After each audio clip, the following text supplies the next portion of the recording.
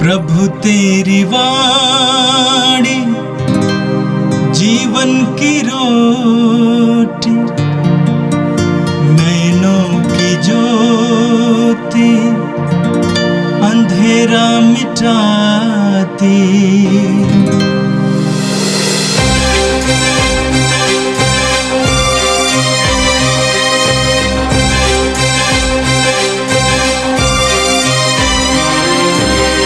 प्रभु तेरी वाणी जीवन की रोटी, नैनों की ज्योति अंधेरा मिटाती। प्रभु तेरी वाणी जीवन की रोटी, नैनों की ज्योति अंधेरा मिटाती। वाणी वाणी वाणी वाणी वाणी पवित्र है, शाश्वत है, जीवन का मन्ना है। 4 जून बृहस्पतिवार। पहला पाठ तिमोथी के नाम संत पौलुस का दूसरा पत्र, अध्याय 2, पद संख्या 8 से 15। दाऊद के वंशज यीशु मसीह को बराबर याद रखो, जो मेरे सुसमाचार के अनुसार मृतकों में से जी उठे हैं। इस सुसमाचार की सेवा में मैं कष्ट पाता हूँ और अपराधी की तरह बंदी हूँ, परंतु ईश्वर का वचन बंदी नहीं होता।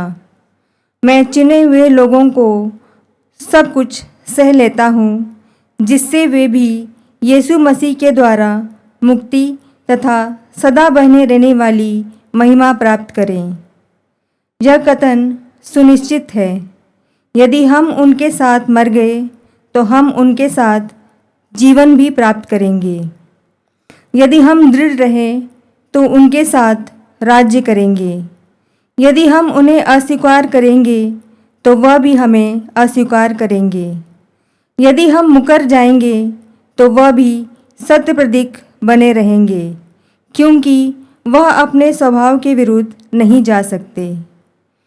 लोगों को इन बातों का स्मरण दिलाते रहो और ईश्वर के नाम पर उनसे अनुरोध करो।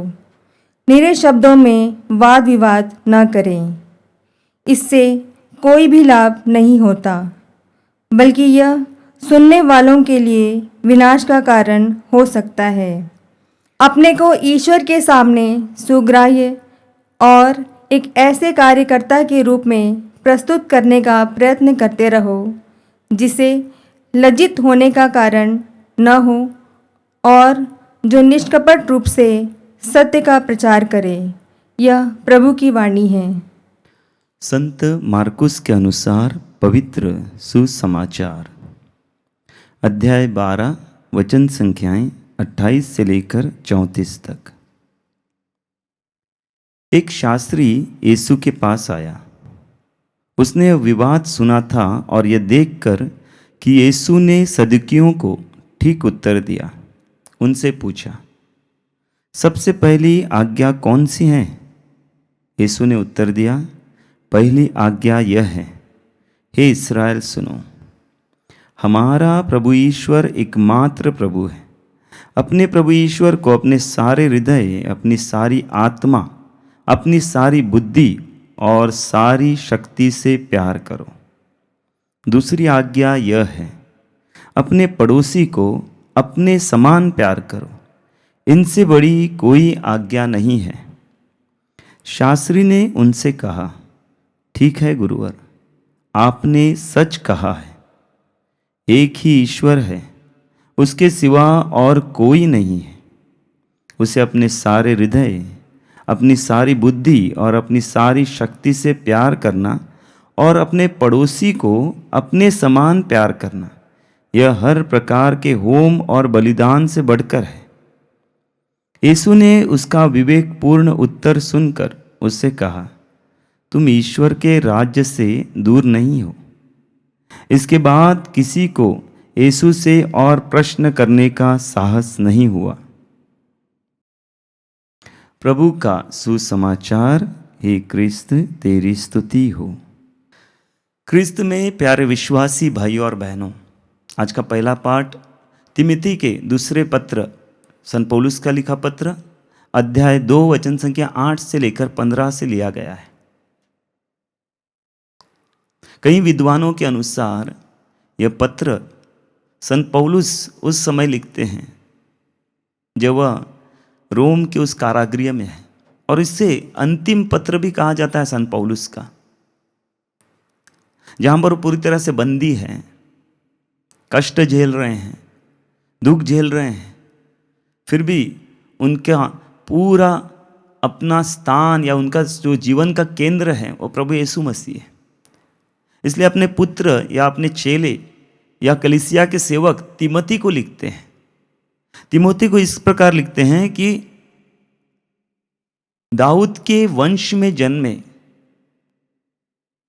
और मृतकों में से पुनर्जीवित हुए प्रभु यीशु मसीह को बराबर स्मरण करो, उसको याद करो।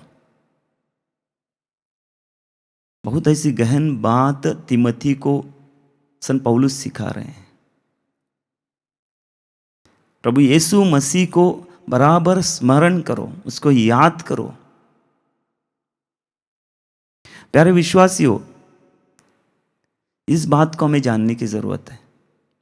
स्मरण करना मतलब सिर्फ कुछ समय जाकर प्रार्थना करना या स्तुति करना, आराधना करना ही नहीं है, बल्कि हर एक परिस्थिति में उस प्रभु को, उस ईश्वर को हमारे सामने रखना है। जिस प्रकार हम वचन में पढ़ते हैं, स्तोत्र संख्या 16:8 में पढ़ते हैं, दाऊद हमें कहते हैं कि मैं प्रभु को सदैव अपने आंखों के सामने रखता हूं। प्रभु को मैं सदैव अपनी आंखों के सामने रखता हूं। उस प्रकार का स्मरण संत पौलुस तिमोथी को याद दिला रहे हैं और उनके द्वारा हमें याद दिला रहे हैं। बहुत बार आत्मिकता का युद्ध हारने का कारण यही है कि हम भूल जाते हैं, उस प्रभु को भूल जाते हैं जिसने हमें बुलाया है, जिसके नाम से हम यहाँ आए हैं, जिसके नाम से हम सेवा कर रहे हैं, या जिसके नाम के ऊपर हमारा जीवन केंद्रित है। उस प्रभु को बोलने के कारण कई बार हम आत्मिकता के युद्ध में हार जाते हैं। इसलिए संत पौलुस अपने पुत्र तिमोथी को लिखते हैं और उसके द्वारा हमें लिखते हैं। हम इस्राएलियों के जीवन में देखते हैं, जब जब वो प्रभु को भूल गए हैं, वो निराश हुए हैं, वो टूट गए हैं, वो गलत रास्ते पर भटक गए हैं। ऐसा रास्ता उन्होंने चुना है जो रास्ता ईश्वर की दृष्टि में सही नहीं है। जब जब वे अपने ईश्वर को भूल गए हैं। और आगे संत पौलुस कहते हैं कि मैं उस ईश्वर के वचन के लिए बंदी हूं। अगर मैं कष्ट झेल रहा हूं, इसी के लिए झेल रहा हूं कि मैं ईश्वर का वचन हर एक को देने की इच्छा रखता हूं। मैं चाहता हूं कि हर एक व्यक्ति मुक्ति प्राप्त करे। इसलिए मैं बंदी होकर भी ईश्वर के वचन में स्वतंत्र हूं। इसलिए संत पौलुस कहते हैं कि मैं भले ही बंदी हूं, लेकिन ईश्वर का वचन स्वतंत्र है। और उस वचन को, उसके सामर्थ्य को हमारे सामने संत पौलुस रख रहे हैं। संत पौलुस इस प्रकार आगे लिखते हैं कि हमें याद रखना है कि यदि हम उनके साथ मर गए हैं तो हम उनके साथ जीवन भी प्राप्त करेंगे। संत पौलुस ये कहते हैं, मैं कष्ट उठाता हूं इसलिए ताकि हर एक व्यक्ति ईश्वर के वचन के सामर्थ्य को जान जाए, हर एक व्यक्ति उस ईश्वर के वचन के द्वारा मुक्ति प्राप्त करे। और वहीं आगे लिखते हैं कि हमें पता होना चाहिए, हमें विश्वास होना चाहिए, हमें एक आशा होनी चाहिए कि भले ही हम मर गए, प्रभु यीशु में अगर मर गए हैं तो हम उन्हीं के साथ उसी में जी उठेंगे। ये विश्वासी को, हर एक व्यक्ति को, यानी हर एक व्यक्ति जो विश्वास में आ रहा है, उसको अपने जीवन में एक सोच लाने की जरूरत है। प्रभु यीशु विश्वास योग्य ईश्वर है, वो सत्य प्रतिज्ञ ईश्वर है। और उसने कहा है, यदि मैं जीवित हूं तो तुम भी जीवित रहोगे। उस प्रतिज्ञा पर भरोसा रखने की जरूरत है। इसलिए संत पौलुस हमारे सामने इन बातों को रख रहे हैं। हम आगे वचन में पढ़ते हैं कि प्रभु, भले ही हम अपने स्वभाव के खिलाफ जाएंगे, लेकिन प्रभु अपने स्वभाव के खिलाफ कभी नहीं जाएगा। हम भले ही उसे ठुकराएंगे, हम उससे मुंह कर जाएंगे, हम उसे पहचानने में असमर्थ होंगे या उसे पहचानने की इच्छा नहीं रखेंगे, लेकिन वो कभी भी अपने स्वभाव के खिलाफ नहीं जाएगा। और प्रभु का स्वभाव क्या है? प्रभु का स्वभाव प्रेम है, उसका स्वभाव ही प्रेम है। भले ही हम कितने भी उससे दूर जाने की सोच रखते हो, लेकिन वो हमें कभी नहीं छोड़ेगा। उसी बात को संत पौलुस हमारे सामने बार बार लिख रहे हैं। इसलिए संत पौलुस कहते हैं उस प्रभु यीशु को बार बार याद करो। और आगे लिखते हैं नीरे विवादों में मत पड़ो। उन बातों में मत पड़ो, उन विवादों में मत पड़ो, उन बातों पे ऊपर ज़्यादा ध्यान मत दो जो ईश्वर के राज्य के लिए कोई मायने नहीं रखते हैं। कई बार हम और कलीसिया उन बातों पर ज़्यादा ध्यान देने लगती हैं जिन्हें ईश्वर के राज्य में कोई मूल्य नहीं है।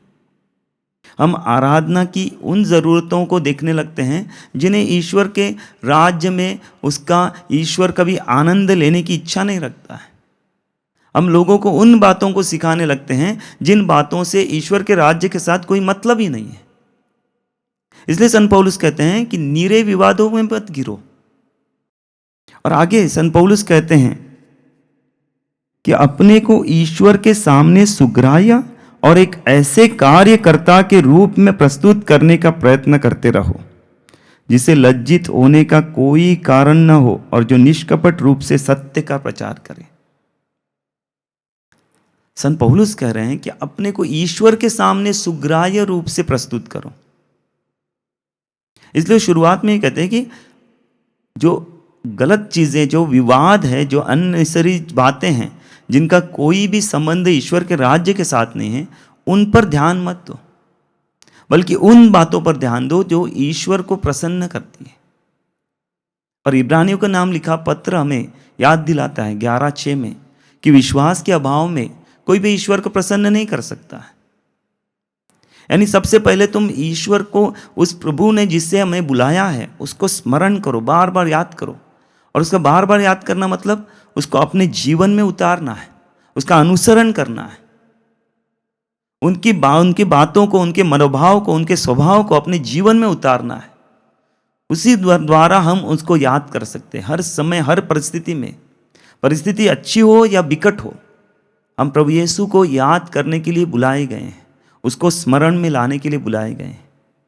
प्यारे विश्वासियों, जैसे हम सुसमाचार में प्रवेश करते हैं, बहुत सटीकता से और सुंदर तरीके से प्रभु जैसे ही सदुकियों का मुंह बंद करते हैं, एक शास्त्री प्रभु के पास आता है। और जहाँ तक मैं समझता हूँ, एक पूर्ण नम्रता के साथ प्रभु के पास वो आता है। क्योंकि जिस प्रकार से हम वचन में देखते हैं शास्त्री और फरीसियों और सदुकियों को, प्रभु हर समय एक ऐसा जवाब देते हैं जहाँ पर उनका मुंह बंद हो जाता है। या तो सटीकता से उन्हें पूरी तरह से परास्त कर देते हैं, लेकिन यहाँ पर एक शास्त्री आता है और प्रभु से प्रश्न करता है। जरूर प्रभु से प्रश्न करता है, लेकिन मैं ये समझता हूँ कि वो नम्रता पूर्वक प्रभु के पास आता है। जिस प्रकार प्रभु उन्हें समझ दे रहे हैं,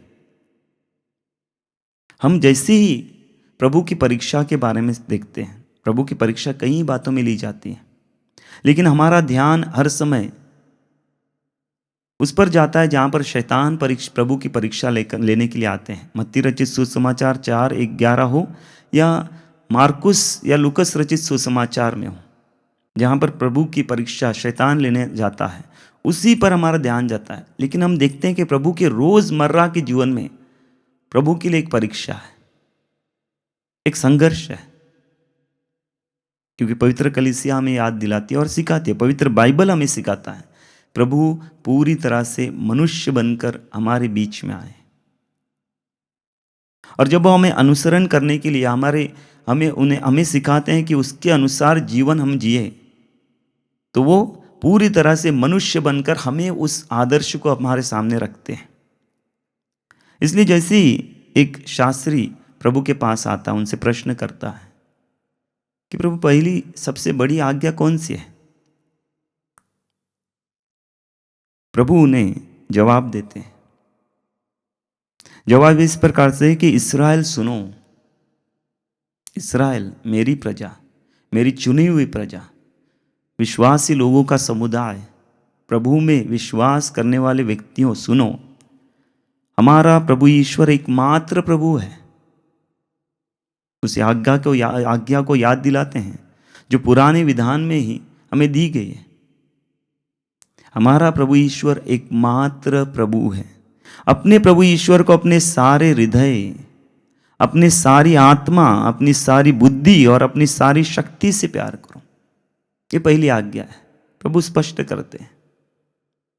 पहली आज्ञा में जो पहला स्थान है, जो सबसे बड़ा स्थान है और जिसे सबसे पहले जीवन में स्मरण करना है, याद करना है, उसके बारे में प्रभु कह रहे हैं कि हमारा प्रभु ईश्वर एकमात्र प्रभु है और उस प्रभु से अपने सारे हृदय, अपनी सारी आत्मा, अपनी सारी बुद्धि और अपनी सारी शक्ति से प्यार करो। ये प्रभु यहाँ पर एक संबंध के बारे में हमें सिखाते हैं। उस प्रेम का संबंध जो अटूट है, शक्तिशाली है, मजबूत संबंध। प्रभु के जीवन में हम कई परीक्षाएं देखती हैं और उन परीक्षाओं पर विजय पाने का एक मर्म हम जान सकते हैं, जहाँ पर वचन हमें सिखाता है। प्रभु आदत के अनुसार प्रार्थना करने जाते थे। प्रभु एकांत में प्रार्थना करते थे। उसका साधारण अर्थ है प्रभु अपने पिता से एक प्रेममय रिश्ता जोड़ रहे थे। एक ड्यूटी जैसा नहीं या कर्तव्य मात्र नहीं, एक रूटीन नहीं जो करना है करके करना है, रोज है करना है। कई बार हमारे जीवन में रोजमर्रा का प्रार्थना एक कर्तव्य बन जाता है, एक रूटीन जैसे प्रार्थना हो जाती है, मैकेनिकल जैसे हम कहते हैं, करना है करके करना है। लेकिन यहाँ पर प्रभु हमें सिखाते हैं कि अपने प्रभु परमेश्वर के साथ एक रिश्ता बनने की जरूरत है, जहाँ पर उस रिश्ते में एक हृदय तड़पेगा, एक आत्मा तड़पेगी उस पिता से जुड़ने के लिए, उस पिता के पास बैठने के लिए, उससे संबंध बनाने के लिए। और वह संबंध हर एक परिस्थिति में उसे मजबूत करता जाएगा। वह रिश्ता हर एक रिश्ते को मजबूती देता जाएगा। यानी जैसे ही ये पवित्र रिश्ता दूसरे पवित्र रिश्ते से जुड़ेगा, वो मजबूती पाएगा। इसलिए प्रभु इस पहली आज्ञा को हमारे सामने रखते हैं। यूहन्ना रचित सुसमाचार अध्याय 10 वचन संख्या 30 में प्रभु कहते हैं कि मैं और पिता एक है। वो पूरी तरह से जुड़ जाते हैं, अपने संबंध को दिखाते हैं, एक जुड़ाव का संबंध, एक मजबूती का संबंध, और उसी संबंध को हमारे सामने रखते हैं। उसी संबंध को हमसे वो चाहते हैं कि हम भी उसी संबंध के साथ पिता से जुड़ जाएं। यदि पिता के साथ एक व्यक्ति, यानी ईश्वर के साथ एक व्यक्ति, प्रभु यीशु के साथ एक व्यक्ति पूरी तरह से जुड़ा है, विश्वास से जुड़ा है, उसका जो पिता के साथ संबंध है वही संबंध वो दूसरी आज्ञा में पाता है। इसलिए प्रभु जैसे ही कहते हैं कि पहली आज्ञा है और दूसरी आज्ञा, अपने पड़ोसी से अपने समान प्रेम करो। अपने पड़ोसी से अपने समान प्रेम करो। पहली आज्ञा में जैसे मैं परिपूर्ण उतर जाता हूं, परिपक्वता में आ जाता हूं, उस परिपक्वता की आज्ञा को, यानी परिपक्वता को मैं अन्य लोगों के साथ बांटने लगता हूं, उस प्रेम को दूसरों के साथ बांटने लगता हूं। और दूसरी आज्ञा है अपने पड़ोसी को प्रेम करो, अपने समान प्रेम करो। मैं अपने आप को चाहता हूं, मैं चाहता हूं कि मुझे कोई गाली गलौच ना करे। मैं चाहता हूं कि मेरे खिलाफ कोई चुगली ना करे। मैं चाहता हूं कि मेरा नाम कोई बर्बाद ना करे। मैं चाहता हूं कि मेरे खिलाफ कोई उंगली ना उठाए, झूठी गवाही ना दे। इन सभी बातों को मैं चाहता हूं। मैं चाहता हूं कि जब मैं परेशानी में हूं, दुख में और तकलीफ में हूं, कोई मेरा सहारा बने। उसी बात को प्रभु कहते हैं कि तुम भी उसी प्रकार दूसरों के साथ किया करो। मैं चाहता हूं कि मैं सत्य में, मैं परिपूर्णता में आगे बढ़ जाऊं। मैं चाहता हूं कि कोई मेरे साथ अच्छा व्यवहार करे। तो प्रभु कह रहा है कि उसी प्रकार तुम दूसरों के साथ व्यवहार करो। और जब इन आज्ञाओं को वो शास्त्री दोहराता है और दोहराते हुए कहता है कि हाँ प्रभु यही है, सही है आपने कहा, और यही सभी होम या बलिदान से पूर्ण है। वो जान जाता है कि प्रभु पवित्र बाइबल के सार को इन दो आज्ञाओं में निहित कर रहा है, पूरी तरह से ला रहा है। यानी संपूर्ण पवित्र शास्त्र, संपूर्ण स्वर्ग राज्य में स्थान पाने का एकमात्र जरिया ये दो आज्ञाओं को अपने जीवन में पूरी तरह से उतार लेना। उसी बात को प्रभु हमारे सामने रख रहे हैं। तभी प्रभु उसकी सोच को जान जाते हैं।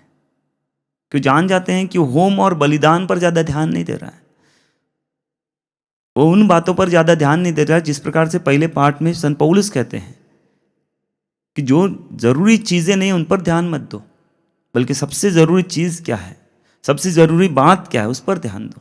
और सबसे ज़रूरी बात है कि ईश्वर से प्रेम, हमारे पड़ोसी से प्रेम, और उसी को प्रभु के सामने रखते हैं। और जैसे उस शास्त्री प्रभु की उन बातों को अपनी मुहर लगाता है, प्रभु कहते हैं तुम स्वर्गराज्य से दूर नहीं हो, तुम स्वर्गराज्य के करीब हो,